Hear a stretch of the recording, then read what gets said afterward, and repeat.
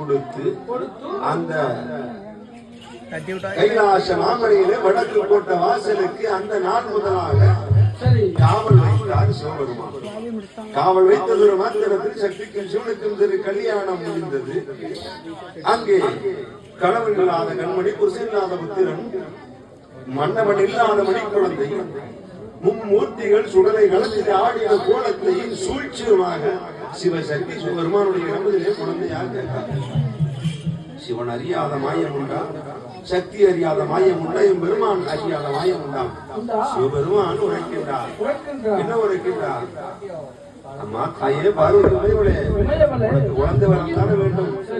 32ஆம் தூண் இருக்கிற கங்கையில் சென்று குளித்து நீராடி கஸ்தூரிலிங்கனை சேர்வை செய்து மணிவிளக்கு சுடர்விட்டு இருந்து கொண்டிருக்கக்கூடிய நேரம் நீ முந்தியது தவம் இருந்தால் உனக்கு குழந்தை வரம் தாரேன்.